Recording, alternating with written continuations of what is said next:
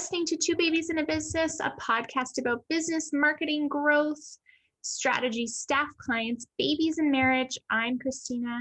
This is Peter. We're founders and leaders of CIPR Communications, and we are talking agency versus in-house. Today's topic is called Where You At? Where you at? Is it really called that? Something along those lines. Paraphrasing. Really hipping it up over there. Yeah, I think this is an interesting topic. I mean, I'll go back and say, kind of spoiler alert, if you're listening to this series, you know, I think the answer is a bit of both. But I certainly would like to, kind of expand on why we think it's a bit of both and not necessarily one or the other. The answer to agency versus in-house, you mean, is probably likely somewhere is likely maybe some element of both. Yeah, for sure. Exactly. So, where are you at? Well, this is an interesting, this is really an important question because businesses are in different phases and stages at any time in their business cycle, in their planning cycle, in their growth expansion cycle, in their we just hired people cycle. So, really when you're thinking about whether you need to bring on in-house resources for marketing communications versus bringing on an agency, I think really the first question is where you at? Hey, listen, I just had a call yesterday with a guy, a sales call, and it was a great call in terms of this question, where you at? Because last year he had just purchased or expanded his facility. So purchased some new square footage to be able to, expand his operation. Mm-hmm. He basically told me that they were at about $2 million in revenue. And now they, because of their newly expanded space, have opportunities to grow to $3 million revenue. And, they just bought some new piece of equipment that gives them some unique opportunities that they never had before. So to me, that's a great opportunity in terms of where you're at. This is a company that's poised and ready to go, right? As opposed to a company that, is literally at capacity. Everybody's working as hard as they can, and there's no time to take on a new client if they even wanted to. Well, obviously that's going to be a bit of a different discussion when it comes to marketing communications resources and how you're going to allocate them, right? But not only that, it's where are you at in your business cycle?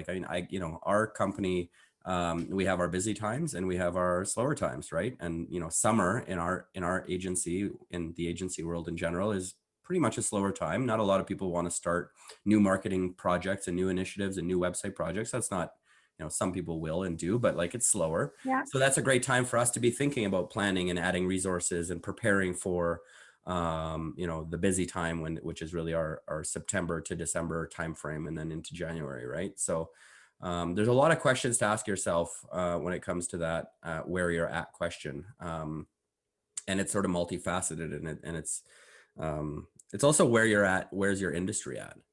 Right. Mm-hmm. One thing I'm noticing a lot right now in terms of opportunity is in the manufacturing space, as an example. It's by and large an area where there's not a lot of digital marketing investment that's happened. So, where you're at, I mean, if you do a competitive analysis and find out that, wow, there's not a lot of innovation happening in our space, yet there's a lot of search and a lot of opportunity. There's a really great opportunity to go hard and expand and really kind of get going on the digital side and get a first mover advantage. So, where you're at in the industry vis-a-vis some of your competitors is an important consideration too. Yeah, I think about just that manufacturing industry and where is that industry at? And I'm going to lump energy services in too, but obviously in the last year and a half, we've seen conferences and trade shows and the really the big budgets associated with those things fall to the wayside because of the pandemic. But if I'm, thinking critically about that space, I don't necessarily think we'll see a big rebound in that type of gathering for a while. I think that, a lot of made the move to do virtual things. You see a lot of that on the tourism side right now. They're all kind of moving those shows, those travel-based shows to a virtual component.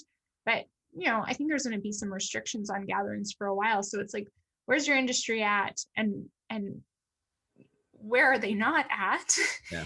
And then couple that with, this probably healthy budget that you used to have and pour into other things, is there now opportunity for you to put that in something else? And I think about a recent digital marketing blueprint that we did for a client, that did exactly what you just said, revealed that nobody in their space was doing anything digitally online. And so really, I don't want to say any investment, but like a good investment into that digital space for them meant and means that they can be a leader in their industry in that space, because no one else has taken the time to do that. So Yeah.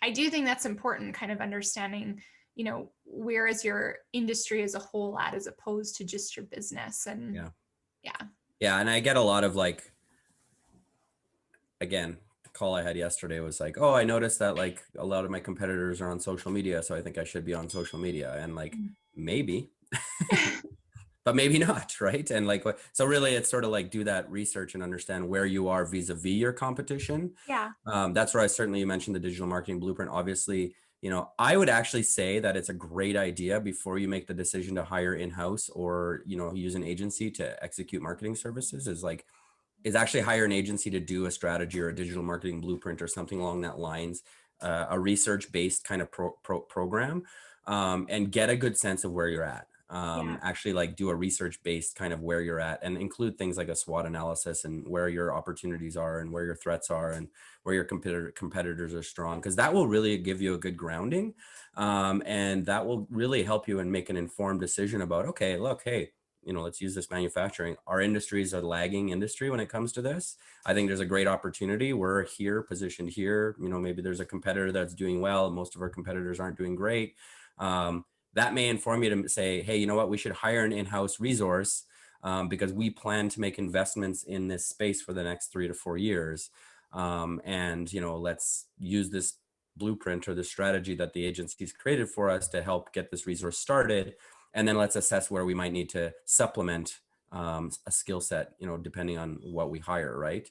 I really like that idea from just like a pure hiring perspective too, right? If you've started with a strategy, and we've seen clients do this.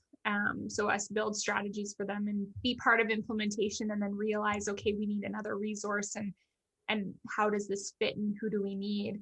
Well, we've also had conversations with other clients and prospects about, oh man, we had a marketing person in a role, or we had a communications person in the role, and we let them go. They weren't successful in the role. And, you start to ask like, well, why weren't they successful? What? Right.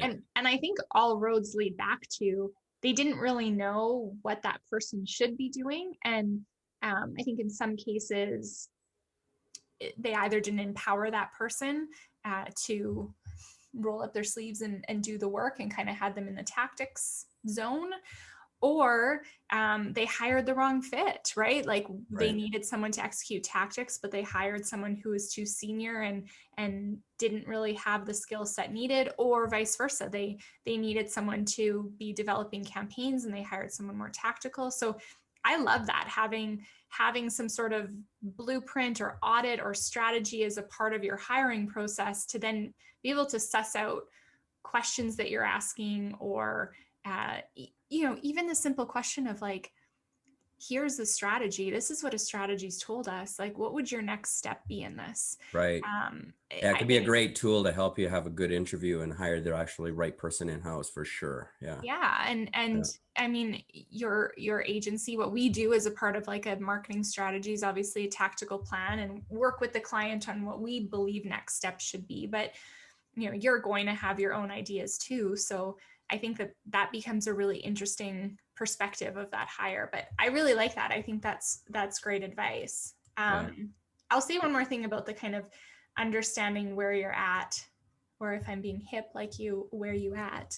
I think about like a Métis Crossing. So one of our fabulous clients, before we kind of engaged with them, they were, had 1 or 2 programs at the destination you could do, a very simple website, very simple social media, but that's where they were at.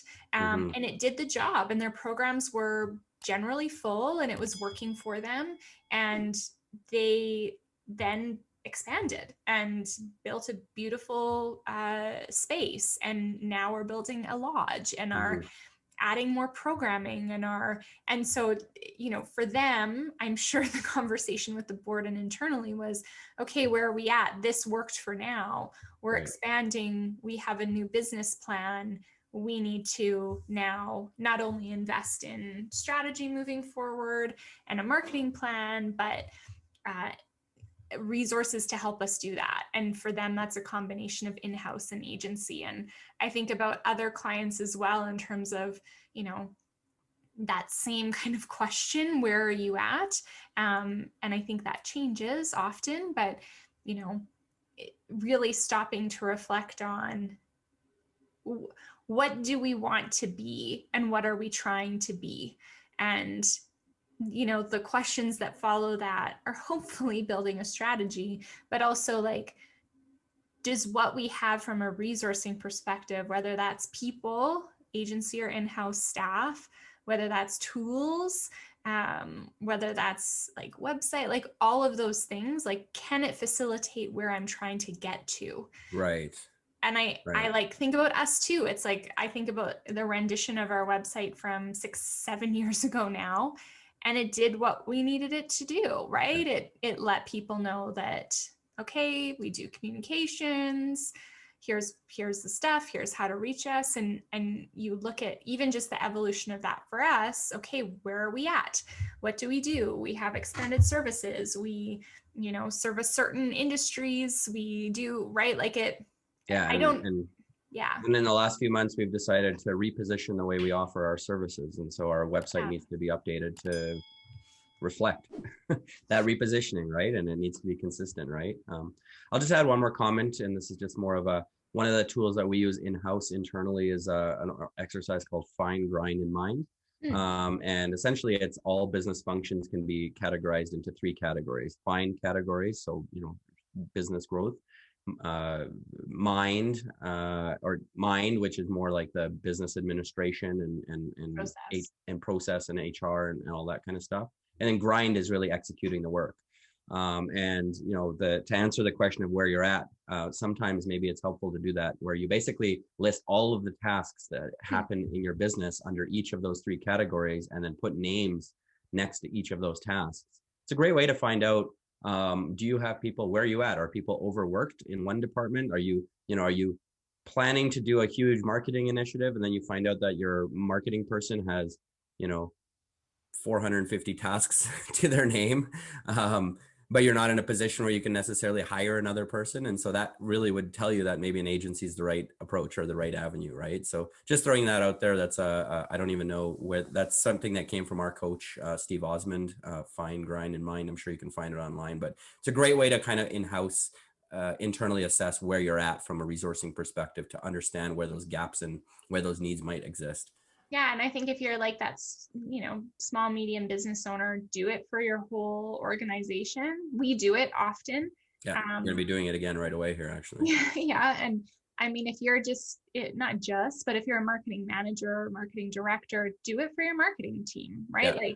Like do it just department wide. Okay, what are all the things you do from all those different perspectives? And it might feel a little bit different because it's not company wide, but if you even think about things like Find, you're probably servicing your internal clients in certain ways, right? In your in-house or your, maybe you do have tasks to do with that actual finding of clients and that piece. So yeah, I Yeah. think that's a really good place to start and to really understand where you and where your in-house capacity um, is at.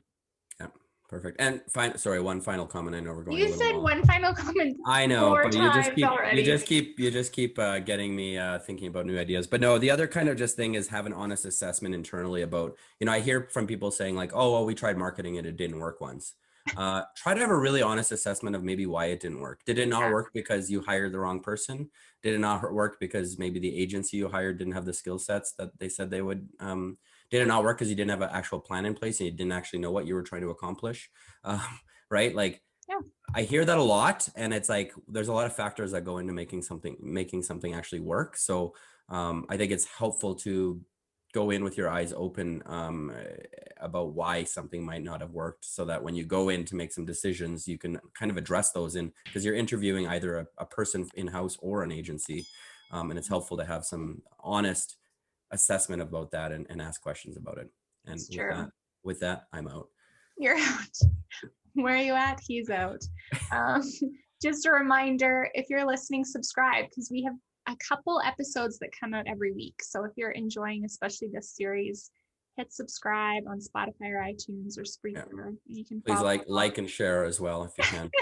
All the things. All the things. But what I will say is, if you want help with understanding what those questions are to ask yourself for this fine grind mind, or we're happy to play a role in that. So if you need help facilitating those conversations, shoot us a note.